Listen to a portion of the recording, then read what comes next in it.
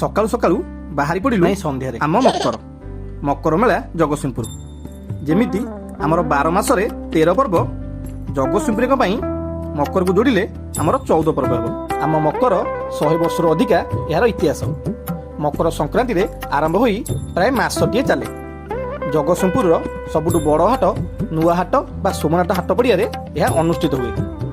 ଆମ ମକର କହିଲେ ନିଜେ ଦେଖ ବା ନ ଦେଖ, କିନ୍ତୁ ସବୁ ବନ୍ଧୁବାନ୍ଧବ ଆଗ ଆସି ଘରେ ମକର ବୁଲିବାକୁ ଯିବା ପାଇଁ ପରିବାର ସହ ମକର ଚାଲିଲୁ। ଆଗ ହରେକ ମାଲ 5, 10, 20ରେ ଭିଡ଼ କରି ଦରକାର ଜିନିଷ ଆଣିବା। ତାପରେ ଘର ପାଇଁ ଲୁହା ଲକଡ଼ି ଜିନିଷ କିଛି କିଣିବା। ଆଉ ଫ୍ୟାମିଲି ସହ ମକରରେ ଚାଟ୍ କି ଦୋସା ଖାଇବା। ଆଉ ରହିଲା ମକର ବରକୋଳି କିଣ କି ନ କିଣ 500 ଲେଖା ଚାଖିକି ସବୁ ଦୋକାନରୁ ଖାଇବା। ଶେଷରେ ବାଦାମ ଆଉ ବରକୋଳି ଘରକୁ ନେଇ ଆସିବା। ମୋ ଭଳିଆ କିଛି ଯୋଗ୍ୟ ପୁଅ ସବୁ ଜିନିଷ ବୋହିକି ଆଣିବା। ଆମ ମକର ସରିଲା। ଗଲେଣି କି ନାହିଁ? ଆଉ ଯଦି କିଛି ଷ୍ଟୋରି ଅଛି କହିବେ।